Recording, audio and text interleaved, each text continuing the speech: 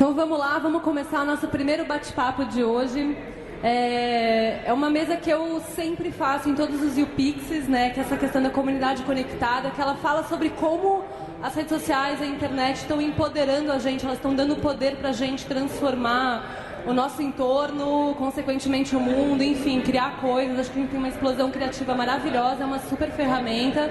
E para discutir isso, eu quero chamar nosso mediador primeiro, Beto Largman, que é jornalista, blogueiro do Feira Livre. Venha para cá, Feira Moderna. Venha para cá. Pode sentar onde você quiser. Acho que o microfone está no mudo ou não. Deixa eu ver aqui. Som tá saindo? Deixa eu deixar só uma outra água aqui. Então eu queria chamar também o Dinho. Queria também chamar o Dinho. Cadê o Dinho? Da agência Dharma, que faz um projeto muito legal, que ele vai contar um pouquinho mais. Venha para cá, Dinho. Palmas para o Dinho também, gente. Quero chamar o Léo Eloy, do Meu Rio. Vem pra cá, Léo. Bem-vindo. E por último, nosso ator global, o Renê Silva, da Voz da Comunidade. Vem pra cá, Renê. Então, ó, quem quiser Red Bull e água tem aqui. Ali tem Pepsi. Vou deixar com você. Boa mesa. Queria agradecer a presença de todos. Enquanto a senhora Bia está aqui, queria agradecer muito, e eu acho que merece uma salva de palmas a Bia Granja e o Bob Warren por trazerem esse festival sensacional aqui para o Rio de Janeiro. Eles são demais, são mentes criativas, atuantes e que sabem fazer acontecer. Eu tenho um blog no Globo desde 2005 que eu falo sobre tecnologia. Eu sou apaixonado por tecnologia e é legal porque eu curto qualquer coisa, seja um tablet novo, ou um smartphone, ou um avião. Hoje em dia mesmo, qualquer avião que passa eu olho e acho sensacional, acho poético, acho maravilhoso. E também fico muito feliz quando eu vejo que a tecnologia pode ser aproveitada justamente para o que a Bia acabou de falar, para empoderar as pessoas. Eu acho que a gente está vivendo um período sensacional, sem precedentes na história, em que com instrumentos de muito baixo valor, né, que quase qualquer um pode ter, você consegue mudar o mundo, você consegue engajar, você consegue se comunicar, compartilhar. Então aqui a gente tem exemplo de 3 pessoas que no passado estariam talvez com megafone, com cartazes, usando os meios que existiam para dar o seu recado, para fazer a sua parte na mudança, e tentar mudar o mundo para melhor, tentar mudar o lugar em que eles vivem para melhor. Então, com a tecnologia, fico muito feliz de saber que eles estão conseguindo coisas sensacionais. E são essas coisas sensacionais ligadas, só um minutinho, ligadas seja a comunicação, como no caso do Renê, no engajamento, no caso do Léo, na criatividade e negócios, no caso do Dinho. A tecnologia é um instrumento essencial para o sucesso deles. Então, eu queria começar falando aqui com o Dinho, e para a gente conhecer junto o trabalho deles e o que eles pensam sobre isso. Então, queridinho, conta um pouco da história da agência Dharma e do que você pensa sobre daqui para frente com essas tecnologias e o que vem por aí. O que você vai, qual o caminho que você vai trilhar com as ideias aí que estão fervilhando na tua cabeça? Boa tarde. A Dharma é uma agência de comunicação que foi fundada em abril de 2011. Eu trabalhava no Grupo Cultural Afroreg. Quem conhece o Afroreg? Eu trabalhei no Grupo Cultural Afroreg e trabalhei na Maré durante um bom tempo. E a primeira experiência com comunicação foi no Afroreg, e eu decidi abrir uma agência em que os jovens das favelas pudessem participar da agência. E esse modelo de negócio ele não existia. A gente está falando da realidade de um ano. Se você quer montar uma agência de comunicação no Leblon, você monta a sua agência de comunicação no Leblon. Mas se você quer montar uma agência de comunicação dentro de uma favela, a dificuldade é muito grande. E se você parar para pensar, boa parte do conteúdo que você consome no Rio de Janeiro vem da favela. A começar pelo samba, o carnaval, o funk, o hip hop, toda a cultura de periferia. Porque a favela está dentro da cidade do Rio de Janeiro. Não é como São Paulo, que a favela está afastada. Então, se a favela é um palco de produção de conteúdo, ela também tem o direito de manipular esse conteúdo. Depois de um ano, eu conheci uma galera do Sul, que é uma galera parceira nossa, de uma empresa chamada Engage. E essa galera começou a falar comigo sobre empoderamento de pessoas. Negócios colaborativos, redes distribuídas. E aí a Dharma começou a falar também de negócios sociais. Mas negócios sociais abertos, no modelo open. Então a gente já tem quase 2 anos de trabalho. E nesses 2 anos a gente aprendeu muita coisa na cidade, nas favelas de Rio, São Paulo e Florianópolis, onde a gente já trabalhou. E o grande desafio é realmente empoderar a galera que está na favela, para que essa galera venha para a cidade colaborar com tecnologia, com produção de conteúdo, com novos negócios. Existem pessoas muito boas na favela produzindo conteúdo. A gente tem uns parceiros na Maré, do Palafita Coletivo Cultural, que é o Cadu Barcelos, que é um cineasta que participou do 5 vezes Pacificação, que é um filme, e do 5 vezes Favela, com o Cacá Diegues. E o Cadu é um moleque da Maré, e foi premiado em Cannes com o filme dele. Tem o Renato Cafuso, também do Palafita, que é um designer espetacular, é um cara assim, nível Fred Gelli, sensacional. E a Maré é uma coisa antes do Renato e uma coisa depois do Renato. Então a Dharma está aí, distribuída em alguns lugares, provocando e sendo provocada para a criação de novos modelos de negócio e ação. Certo. Vamos ouvir então agora do Léo Eloy,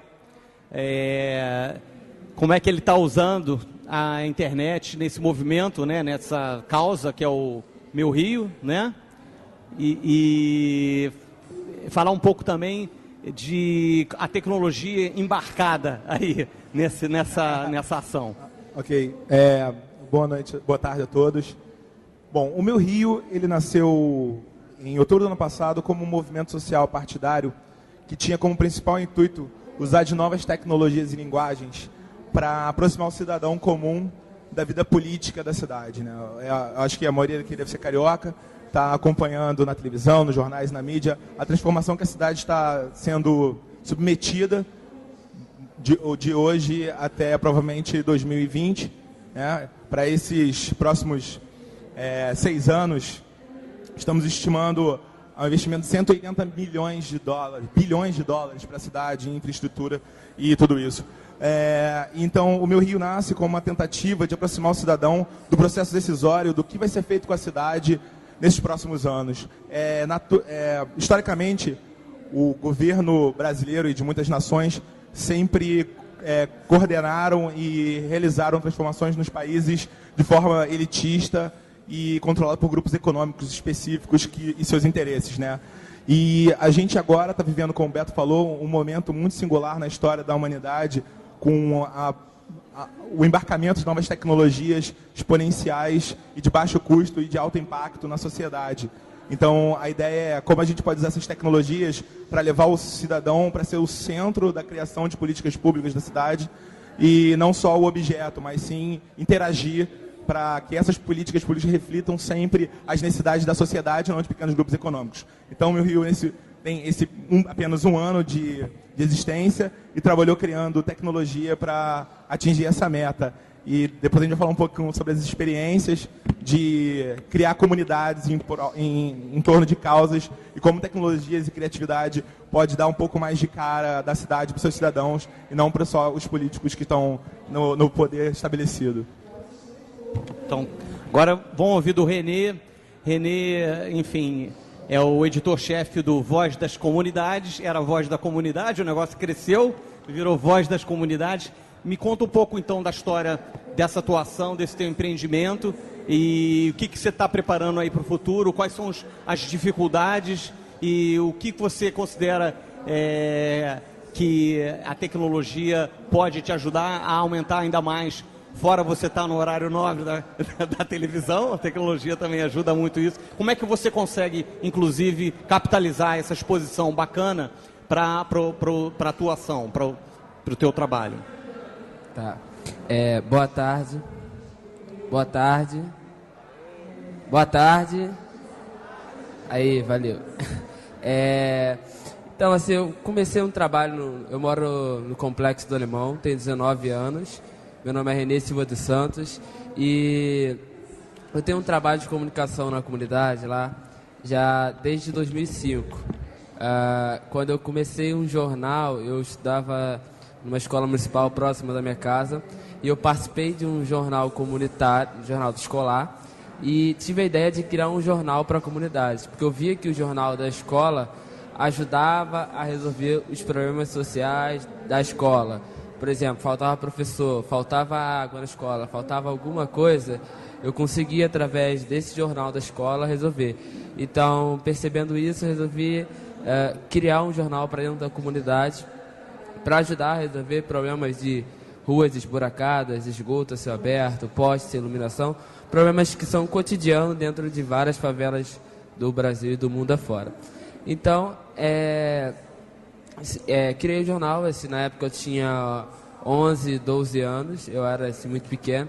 Muitas pessoas até não acreditavam, né, que era eu que fazia, porque era muito novo, então as pessoas ficavam zoando às vezes na rua, não é tu que tá fazendo isso não, tá? Eu tinha muita gente implicante por causa disso. E aí o jornal foi surgindo, foi crescendo dentro da comunidade, a gente foi cada vez mais levando a voz da comunidade, a gente conseguia resolver os problemas sociais, o objetivo era alcançado, que é resolver os problemas sociais de dentro da comunidade. E aí, certo dia, em novembro de 2010, aconteceu a ocupação do Complexo do Alemão. Foi aquela invasão da polícia, chegando, trocando tiro e tudo mais. Nessa época, eu estava no Twitter, conversando com meus amigos, e a galera vivia perguntando como que tá o alemão agora, o que está acontecendo, tudo mais.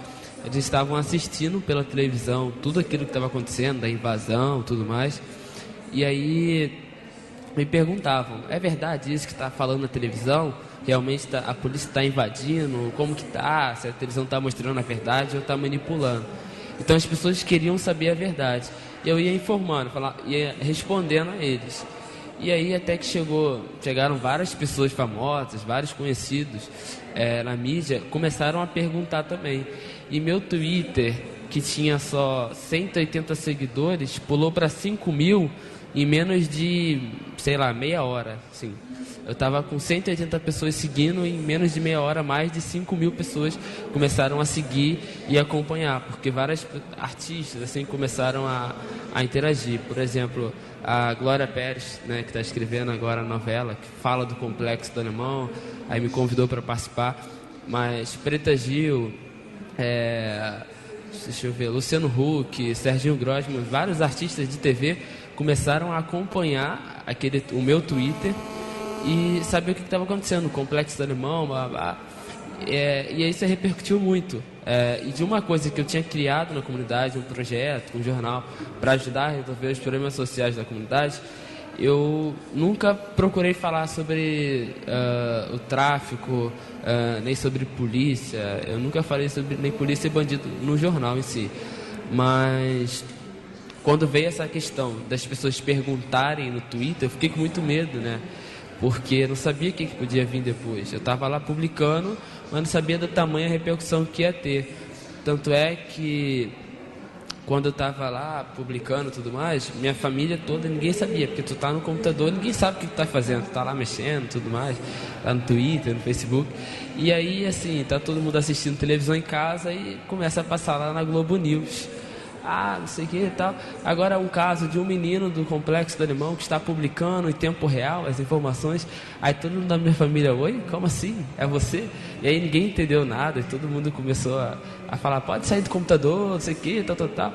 Aí eu falei, as pessoas já estão seguindo. E aí aconteceu dos apresentadores, no caso a Globo, tanto a Record, outras emissoras estavam transmitindo ao vivo.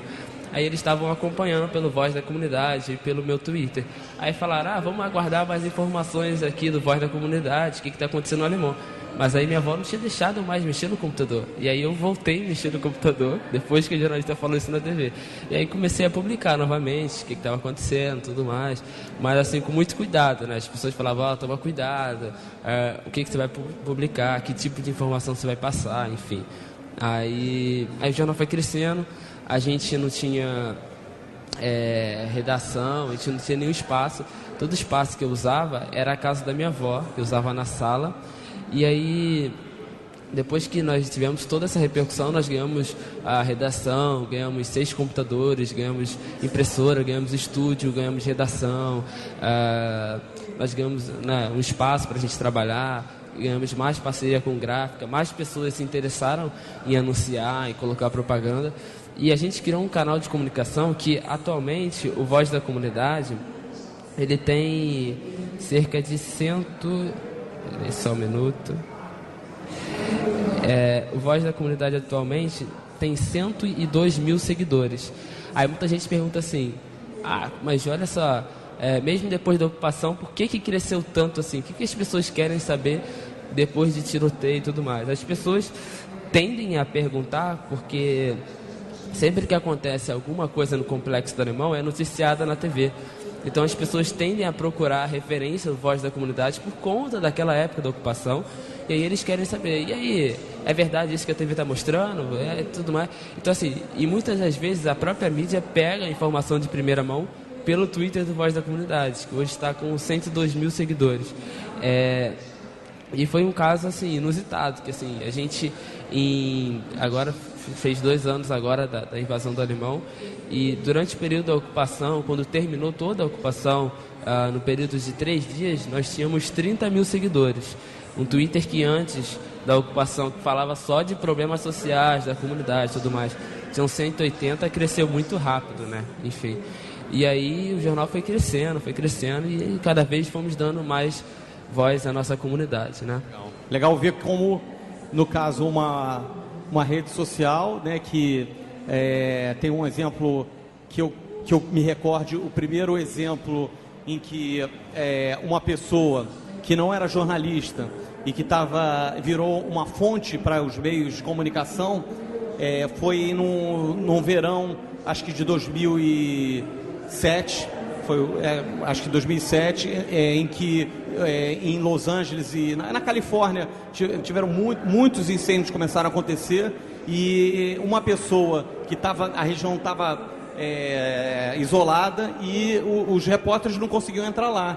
Aí um cara começou a tuitar e ele começou a virar fonte da mesma maneira como o Renê virou fonte para os meios de comunicação.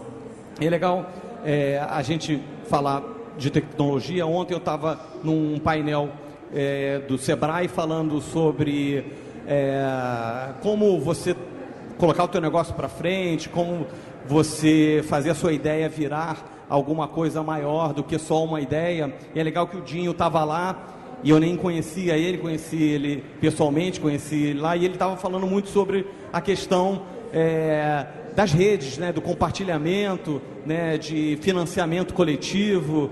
Então eu queria que ele falasse um pouco sobre isso, sobre as metodologias e algum case bacana dos vários que você tem para a gente entender melhor como é que funciona o modus operandi da agência Dharma. Olha só,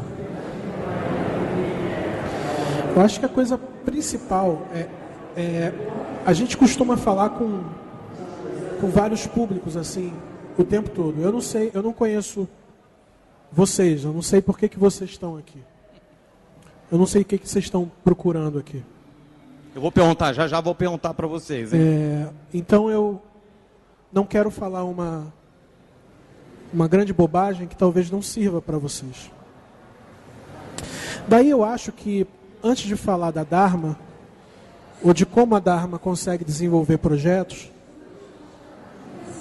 o principal é falar de quem está na Dharma, que são pessoas. Pessoas que podem estar sentadas aí. Boa parte da minha vida eu passei sentado aí. Isso aqui para mim é recente. Boa parte da minha vida foi aí. Então, o grande segredo da Dharma, se ela tem algum segredo, é a rede. É que a gente descobriu, Beto, que o segredo são as pessoas se conectarem. Tem um grupo chamado Fora do Eixo. Quem já ouviu falar desse circuito fora do eixo, casa fora do eixo? Sensacional. Pablo Capilé, né? Pablo Capilé e Felipe. Esses caras são geniais. Pode falar palavrão aqui? Os caras são do caralho. Tomar no cu, os caras são do caralho. Os caras conseguiram criar, só tendo um estúdio, uma banda, a casa fora do eixo, que funciona hoje numa porrada de lugar, que tem um cartão de moeda social, a moeda coletiva deles. Eles inventaram uma economia só deles. Cara, bicho, isso é rede. Eles não foram pedir patrocínio a Santander, a Caixa Econômica, quem quer que seja, wherever. Eles fizeram um processo, eles inverteram a roda. Talvez um dos processos que a Dharma persiga é justamente a inversão dessa roda. Ao invés de a gente ir pedir, por exemplo, a alguém patrocínio, a gente começa a criar na base de pessoas que estão em volta da gente valores que podem ser compartilhados. Você que está sentado aí tem um amigo músico, tem um amigo artista, tem um amigo que é da administração, tem um amigo que é do direito, tem um amigo que é designer, tem um amigo que, sei lá, não faz nada. Isso já é uma rede. O valor está aí. E é a partir daí que a Dharma começa a trabalhar. Vocês terem uma ideia de... que a gente pode chamar de case, eu não gosto de falar das coisas que a gente faz. Não gosto mesmo. Quer saber sobre a Dharma, vai lá no Facebook, vai em qualquer lugar. Mas tipo, uma das coisas que a gente fez usando rede foi esse negócio aqui, ó. Não sei se está dando para vocês verem. Isso aqui é uma marca chamada Funk You. Funk You. Foi feita em parceria com uma agência de São Paulo chamada Cubo. E é uma marca de roupa, conteúdo, de cultura funk, open source. Qualquer pessoa pode entrar, ter a marca como sua e produzir produtos usando a logo e todo o conteúdo que a gente dispõe no site. Isso aconteceu porque a gente procurou muita gente para financiar uma marca que apoiasse a cultura funk. E a cultura funk no Rio de Janeiro ela é criminalizada. A gente sabe disso. Meu Rio, inclusive, tem uma luta que é sobre a 013, que visa mostrar que a cultura gerada na periferia não é criminosa, é cultura. Então, quando a gente não conseguiu mais apoio de ninguém, a gente decidiu se conectar às redes. E aí tinha uma galera que fazia ilustração, tem uma galera que saca de cadeia produtiva, tem uma galera que sabe vender, e a Funk foi criada. Isso é um case. O outro foi um prêmio que a gente ganhou lá no TED, chamado WikiHouse, que é uma máquina que constrói casas de madeira de demolição, de qualquer tipo de material, para que as pessoas morem. A gente conseguiu a máquina e vai distribuir a máquina para quem quiser montar sua casa. Mas por trás de cada projeto, na verdade, não importa a Dharma, não importa o que eu faço, sabe? O que importa é que tem gente envolvida, pessoas, redes sendo formadas. Eu acho que isso é o principal valor da Dharma hoje. Legal. Então, aproveitando aí o gancho, queria perguntar para o Léo como é que... O Léo é um dínamo por si só. Se acabar a energia do Rio de Janeiro, a gente liga o Léo que vai estar sobrando. Então eu sei, eu vejo nos eventos que eu já estive com ele, o poder de persuasão que ele tem para juntar pessoas pela mesma causa ou por uma causa bacana. Mas eu queria saber quais são as maiores dificuldades para você cooptar pessoas, quais são as armas que você usa, como é que isso funciona lá dentro do Meu Rio, como é que essa rede se espalha e está se espalhando na velocidade que você quer, como melhorar isso, você ficar procurando, como é que você faz para aumentar essa rede, como é que funciona isso? A rede. Vamos lá, a rede. Só para recapitulando, o Meu Rio é um movimento open source, apartidário open source, e não é uma ONG, não é uma empresa, é um movimento onde as pessoas são convidadas a interagir mais do que tudo, né? Só que a gente fala de uma coisa que é muito problemática para a maioria das pessoas discutirem, que é sobre política, né? Hoje em dia as pessoas associam política a coisas agradáveis, a ineficiência e a tudo mais que tem de ruim. Todos os adjetivos ruins que você pode lembrar, você associa a política.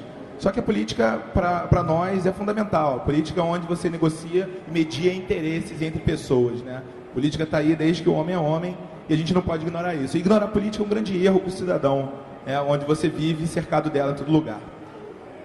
Então, o grande desafio, o primeiro desafio era poder criar um movimento que quisesse falar de política com as pessoas e que as pessoas começassem a se interessar sobre política. Então, para isso, as pessoas tinham que entender o que era política, entender por que participar de movimentos políticos é divertido, é bacana e é significativo, aquilo vai te trazer resultado, né? E como as pessoas iam se beneficiadas a participar disso, né? Qual é a recompensa social que as pessoas esperam receber a partir do momento de se engajar numa causa ou num problema? Então, esse foi o primeiro desafio do Meu Rio, como a gente leva pessoas comuns a gostarem de um tema que é chato, burocrático e por muitas vezes julgado ineficiente. Então a gente começou a criar novas ferramentas tecnológicas, assim, já respondendo a questão do desafio, como engajar. Então, o Meu Rio, ele preza por não querer inventar a roda, na verdade, mas usar todas as rodas que já estão aí rodando e reorganizar elas de forma que seja natural para você usar. A gente reusa e recria tecnologia a partir daquilo que o cidadão está habituado a usar, que é o Facebook, o Twitter, o e-mail e coisas assim. Então, o Meu Rio preza por usar esses tipos de tecnologias e nós começamos a reinventar algumas coisas de forma muito divertida e ter resultados onde a gente criava uma coisa que não existia, que era diálogo entre o poder público e o cidadão. Desde sempre, quando você vota em alguém, ele durante 3 meses diz para o mundos e fundos que vai atender todas as necessidades. E uma vez que você vota, ele é eleito, ele te esquece e tá aí, o mundo é dele e você é apenas mais uma ferramenta que pode ser usada em qualquer momento de mobilização, como até o governo do estado fez, com royalties e vai e bota todo mundo lá, e bota metrô de graça e coisas do gênero. Então, a gente começou a usar muito pequenas plataformas que usavam as plataformas usuais, como Facebook, Twitter e e-mail. Vou dizer um caso.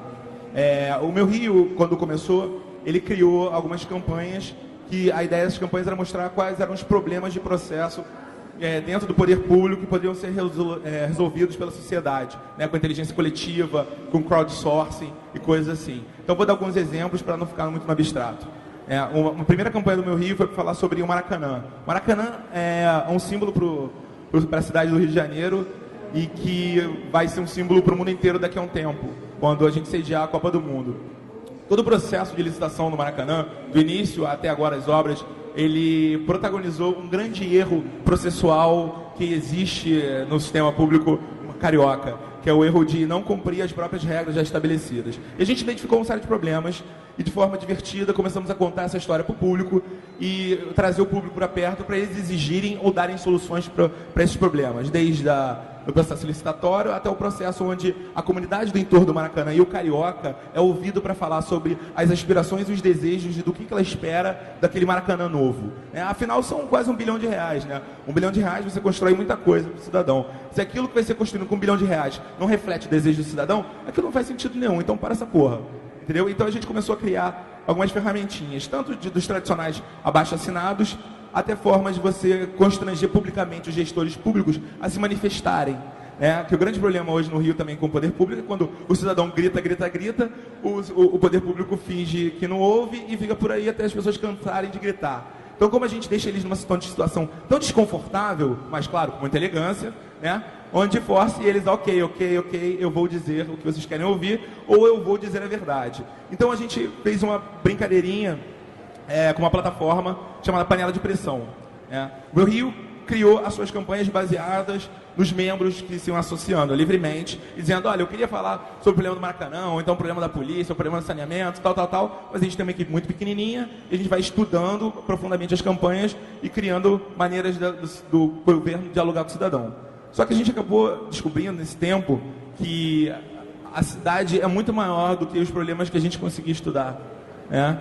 E a gente criou esse Panela de Pressão, que era uma plataforma de qualquer pessoa poderia dialogar com o poder público de forma direta e usando a que a gente chama de NUI, Natural User Interface, que é o que você já está habituado a usar. Um grande erro que um monte de gente faz é criar plataformas ou redes sociais próprias, né, porque são pessoas egoístas que trabalham de uma maneira closed source, né, e as pessoas usam aquelas plataformas e não conversam com ninguém. Então a gente falou, cara, nada disso, vamos criar plataformas integradas, colaborativas e abertas. Então a gente fez a Panela de Pressão, que é basicamente o seguinte: qualquer cidadão que tem um problema na cidade e quer resolver, ou quer se manifestar pelo problema, ele poderia criar uma campanha lá. Só que não é uma campanha tradicional, onde você agrega valor para uma demanda. É onde você abre canal de diálogo entre o poder público e o cidadão. E como a gente fez isso? A gente hackeou o Facebook, o Twitter e algumas coisas para criar maneiras de diálogo, de pressão com o poder público. Vou dar um exemplo. Eu não sei quem lembra disso, há pouco tempo o governo estadual disse que ia cobrar por bagagens a mais na barca, transporte da barca. Eu não sei quem lembra disso. Aí um rapaz de Niterói entrou na ferramenta e criou uma campanha que era a seguinte: eu não quero que a barca não é avião, a gente vai pagar a mais por bagagem excedida. Isso não faz o menor sentido, isso é uma loucura do secretário de transporte. E essa ferramenta permitia que, após criar essa campanha, as pessoas se comunicassem com o secretário de transporte direto, no Facebook dele, no Twitter dele, no e-mail dele. De maneira que você, quando apertava um botão, você mandava automaticamente do teu Facebook uma mensagem para a página do secretário de transporte, deixando o recado lá para ele era notificado, o gestor dele era notificado e tal, e você compartilhava na tua timeline todo o teu pedido, o que constrangia ele publicamente para toda a tua rede de amigos. Onde ele sabia, porra, o cara acabou de postar no meu timeline pedindo uma parada. E ele tem 1000 amigos, ele fez isso. Se 20 mil pessoas fizerem isso para 1000 amigos, cara, todo mundo vai estar sabendo disso num dia. E todo mundo sabe que eu sei. Então eu tenho que me pronunciar. Então a galera ficou pressionando lá no Facebook, no Twitter a mesma coisa, com um clique. Tu mandava mensagem com o link da campanha, @ o secretário de transporte, e tu podia fazer uma coisa peer-to-peer, né? Por e-mail, do teu e-mail para ele. Então, cara, no primeiro dia a galera que fez isso começou a mandar mensagem para ele, nunca tinha recebido, ninguém nunca tinha mandado mensagem no Facebook para ele em massa, nunca tinha tweetado o cara em massa, sabe, constrangendo isso publicamente, muito menos mandado pro e-mail dele. Também ninguém sabia quem era o secretário de transporte, sabe? Aí, no mesmo dia, cara, ele ficou tão constrangido, que ele respondeu publicamente a campanha. No site, quando você é um alvo de campanha, você pode responder publicamente para as pessoas ou diretamente para cada um que te manda mensagem. Que a ideia é essa, é criar diálogo entre cidadão e poder público, desintermedializando. Não tem mais ninguém no meio, sabe? É você e o cara, tete a tete. Eu tô te falando aquilo que eu quero. Você não pode fazer isso. São muitas pessoas falando, contando para todo mundo que estão fazendo isso. Então esse sistema de constrangimento, automaticamente, além de criar uma rede, quando você compartilha automaticamente com aquilo, e as pessoas se identificam com a causa, você faz ele e todo mundo que está em volta dele saber que tem 1000, 2000, 10.000 cariocas querendo uma outra coisa.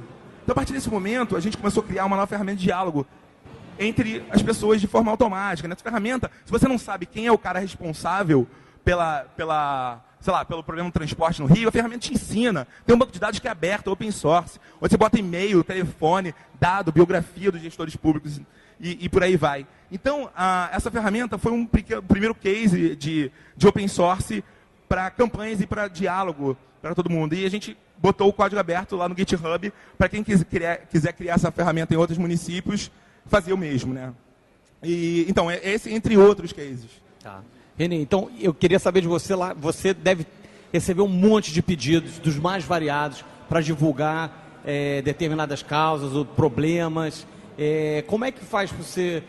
Você é o editor-chefe, né, do Voz das Comunidades, como é que você faz para filtrar Como é que a tua equipe apura? Como é que é o procedimento para você, em jornalismo, a gente tem um termo que é, não sei se você conhece, que é dar barriga, fazer dar uma notícia que está errada. Como é que funciona isso e como é que você tenta se manter imparcial em relação a pedidos dos vizinhos, de gente que mora mais longe e, enfim, e de outras pessoas interessadas em aproveitar o Voz das Comunidades como um veículo, né?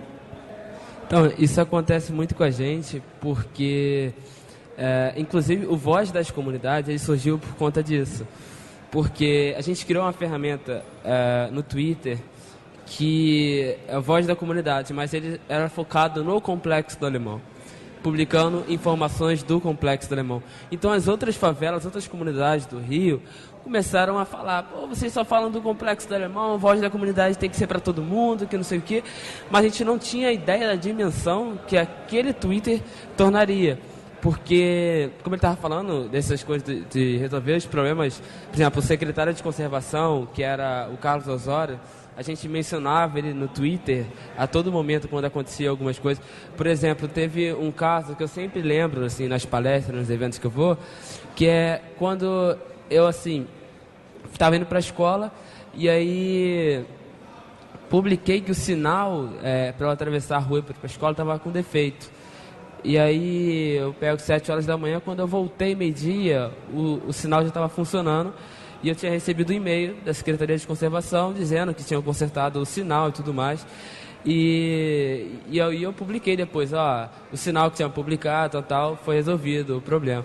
E aí, quando eu publico agora sobre, por exemplo, esgoto a céu aberto, assim, potes, iluminação, essas coisas, é muito mais rápido a gente conseguir o retorno, porque são, como ele falou, são várias pessoas pedindo ao mesmo tempo, e a gente não pede a secretária do secretário, a gente pede direto a pessoa certa, que aí a pessoa vai saber daquele caso, pô, como que eu não estou sabendo disso, tá? Então ele se sente constrangido realmente, e aí acaba ajudando a resolver esses problemas sociais. Mas acontece muito de gente que não tem nada a ver com favela, com comunidade, nada, mas vem pedir, por exemplo, às vezes aconteceu um caso de Belo Horizonte, outra de Curitiba, onde estava precisando de uma cadeira de roda eletrônica, blá, blá, blá, e a cadeira custava 4 mil reais, 3 mil reais, não sei, e tudo mais. E aí pediu pra gente fazer a campanha, pelo amor de Deus, precisando de uma campanha. A gente lançou a campanha, a gente não sabia se ia dar certo ou não. E aí, assim, 1 hora depois já tinha uma pessoa que tinha doado aqui, a gente agradeceu. E muita gente usa também a ferramenta para, por exemplo, uma pessoa que estava numa festa com a criança sumiu da festa. A gente publica, alguém viu essa criança na rua? Um cachorro que se perdeu, então tudo isso a gente publica, sabe? Que é uma rede muito forte. Eu acho que assim, a gente tem a ferramenta do Facebook e do Twitter do Voz da Comunidade. Mas assim, para um canal direto com o morador do Complexo do Alemão, o morador das favelas, eu acho que o Facebook ele ainda é mais interativo, tem mais acessibilidade do que o Twitter, a ferramenta do Twitter. Muita gente ainda acha o Twitter um pouco complicado, apesar do tempo. Mas o maior número de gente que a gente tem no Twitter, esses 102 mil pessoas, a maior parte são pessoas de fora do alemão, que querem saber, querem criticar, querem ajudar também. Por exemplo, porque a gente não só faz esse tipo de mobilização na internet, a gente também mobiliza as pessoas. Por exemplo, na ação do Dia das Crianças, o Dinho até já viu, a gente mobiliza na ação do Dia das Crianças, na ação do Natal, na festa junina, nas férias, no carnaval, na Páscoa, tudo quanto é tipo de data comemorativa, a gente mobiliza a manter essa tradição também dentro da comunidade.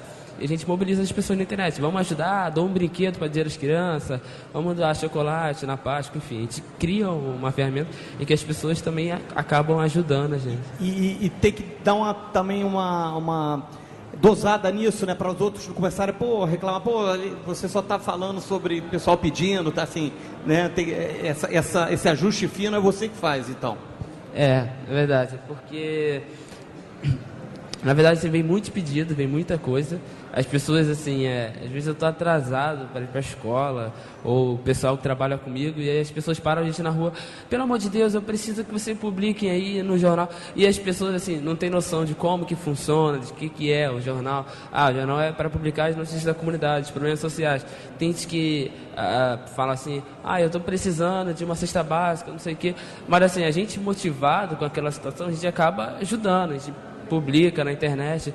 Teve uma vez que a casa de uma senhora, ela tem 3 filhos, a casa dela pegou fogo, ela tinha esquecido, acho que a panela de feijão pegou fogo, e aí as crianças estavam na creche e tudo mais, e aí quando ela chegou tinha tudo acabado. A gente foi fazer uma matéria com ela, entrevistamos, fizemos fotos, fizemos um vídeo, e esse vídeo mobilizou várias pessoas, sensibilizou as pessoas, e as pessoas ajudaram a reconstruir a casa dela. Doaram cimento, tijolos, doaram sofá, todo o material que ela precisava para reconstruir a casa. Legal. Eu não sei quanto tempo a gente tem aqui, mas eu queria abrir para vocês perguntarem. Alguém tem alguma pergunta? Perguntas? Sem perguntas? Então vou continuar perguntando. Júlio, perguntas? Então tá. Tem aqui. Só um perguntar, aí vem todo mundo, levanta a mão. Eu queria saber, assim, quando cada um começou o seu projeto, qual era a expectativa? O que vocês esperavam que fosse acontecer no início, quando vocês deram os primeiros passos? Até quem ou até onde vocês achavam que poderiam atingir? Quer começar, Jim? Vamos da esquerda para a direita. Cara, na real, quando eu bati na primeira porta pedindo apoio, a minha expectativa foi pro chão. Não é todo mundo que tem a sorte do Renê, não sei se o termo é sorte, de ter o seu bairro invadido pelo exército, por 4 forças militares. Não sei se isso é exatamente sorte. E por causa disso ele tem visibilidade. Mas tem um porrilhão de gente em favela fazendo trabalhos tão bons quanto dele, e que porque não tem visibilidade não consegue R$1, brother. Daí que a expectativa da Dharma foi para o espaço quando a gente entendeu que sem dar visibilidade para a corporação dentro da favela, sem dar mídia, ninguém te apoia. O negócio é você aparecer na televisão e a empresa dizer assim, nós estamos lá na favela ajudando esses favelados a serem... Usam até o termo comunidade carente, tá ligado? Carente é milkshake do Bob's, né, brother? Milkshake do Bob's é que sai na rua abraçando todo mundo, cara. Favela não é carente. Marcos Falchini, que dirige um projeto chamado Agência de Redes para a Juventude, que é um puta de um projeto no Rio de Janeiro, que empodera jovens de favela a fazerem seus negócios. Ele diz que a favela é potência, ela não é carência. A favela tem soluções. Há dias atrás a gente estava num festival chamado CRIO, e veio um designer lá da Alemanha, da Bélgica, lá da Casa do Barbalho, apresentar um projeto de design que ele tem inspirado em favela carioca. Quer dizer, não só falando de favela, eu acho que as expectativas para a Dharma mudaram bastante. A gente viu que não estava no patrocínio, mas estava na galera, estava na rede. E o principal aqui é que eu acho que nenhum desses 3 caras estariam soltos numa ditadura. Há pouco tempo atrás eu fui num programa com um dos caras do meu Rio, Bernardo e Miguel, que também trabalha no meu Rio. A gente foi num programa de rádio do governo do estado. E no final do programa, o locutor do programa disse assim, olha, eu fui preso na ditadura e eu me vi em vocês. Uma juventude que tem informação e que combate com informação. Se vocês fossem vivos na minha época, ou vocês não estariam soltos, ou vocês não estariam vivos.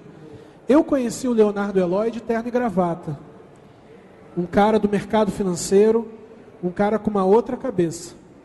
O que o Leonardo é hoje é fruto do empoderamento de informação. E o que a gente está falando aqui, na verdade, é sobre informação. Como eu te ajudo a você ter informação para você fazer negócios a se mobilizar socialmente e a se comunicar na tua comunidade. Essa informação passa por conexão com pessoas. As pessoas conectadas, o tema é comunidade conectada. Se as pessoas estão conectadas, elas produzem informação de forma horizontal. Tem um maluco chamado Francis Bacon. Francis Bacon é do século XVI. E ele diz assim: informação, século XVI. Informação é poder. Quando Francis Bacon diz isso, lá no século XVI, ele está dizendo isso porque ele não queria dar informação para o povo. Então, o ideal é manter o povo sem informação e sem educação para interpretar a informação, porque se o povo tem acesso à informação, o povo tem acesso a poder, brother. Tu está entendendo? É informação para combater esse tipo de má gestão e de erros processuais do governo do Estado. É informação para propor uma marca aberta e quebrar a Nike, que usa mão de obra escrava. Mas essa informação e essa conexão está com a galera, não está comigo, não está com um cara, é aberta. Então, um grande discurso nosso, e talvez o que a expectativa da Dharma que a gente não tinha, é que a gente foi procurando apoio financeiro e, na verdade, descobrimos uma coisa muito maior, que a gente tem que estar em rede, e o principal é que a multidão de pessoas é que gera informação. O poder está aí onde vocês estão. Isso foi o que a Dharma ganhou e que a gente não tinha antes. Léo, fala um pouquinho. Pois cara, eu concordo exatamente com o Dinho falou. É sempre muito difícil iniciar e a gente tem que sair do modelo antigo de tentar iniciar com as grandes empresas ajudando. É muito difícil, você tem que ter um bom projeto, um bom contato, muita sorte, tudo isso. Então, está na hora de a gente inverter a chave, começar com... Quem deve apoiar a tua iniciativa é quem é teu objeto da iniciativa, é a multidão, é todo mundo que está aí. Vamos mudar, cara. Quando você se ajuda, quando você cresce em rede, é que nem poder, como o Di estava falando, é que nem participação. Quando você cria participação, você compartilha poder. E uma coisa que o governo tem que entender, que o compartilhamento de poder não é subtrair. Você não está subtraindo nada. Quando você compartilha poder, você divide a responsabilidade. E você multiplica protagonismo. Sabe? Quando o governo e as pessoas entenderem que você trabalhando em rede, trabalhando de forma compartilhada, colaborativa, isso só adiciona valor para o teu produto, para a tua empresa, para o teu projeto, você vai poder começar com um projeto já pronto, sem depender de ninguém. E só dependendo de quem é o teu objeto do projeto. Entendeu? Esquece, inverte a cadeia. Começa de trás para frente. É assim que você tem que fazer. E outra coisa, subverta. Subverta sempre. Subverta a tecnologia, mude a função, mude tudo. Não espere resultados diferentes fazendo sempre a mesma coisa. Sacou? Ouse, seja inovador, seja frustrado, seja bem-sucedido. Tente de todas as maneiras, mas nunca tente sozinho. Tente com as pessoas do teu lado, sempre. Fala aí, René. A última pergunta aqui, a última resposta. Quem quiser depois vai poder... Tem o Twitter aí da galera, enfim, o Leonardo quem quiser vai lá no Facebook, curte lá e entra, faz parte do Meu Rio. E a Agência Dharma, como é que também está no Facebook, não é, Odinho? Isso aí. A última, então, resposta do dia. Então, na verdade, assim, quando eu comecei, o meu objetivo desde o início sempre foi esse de dar voz à comunidade, dar voz aos moradores do Complexo do Alemão. No início, na verdade, nem era o Complexo do Alemão, foi no Morro do Adeus que eu comecei. E depois da ocupação que se expandiu para o Complexo do Alemão. Mas no início sempre foi dar voz à comunidade, que é o nome do jornal.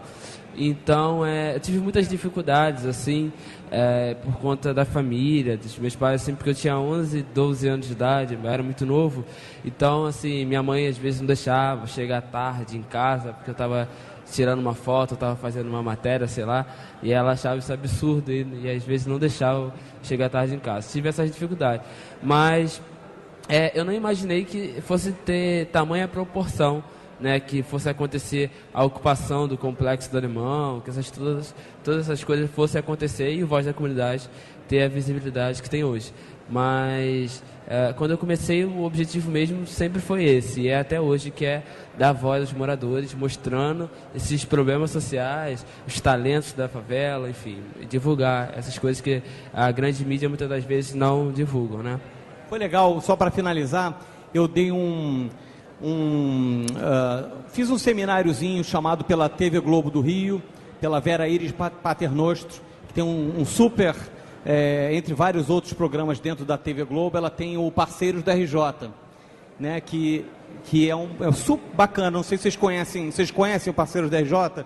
Enfim, são dois adolescentes, né, são estudantes de comunicação que passam a pautar e a produzir matérias lá dentro. E o Renê, eu até conheci o pessoal lá que te conhece lá do complexo, enfim. Então, é isso, gente.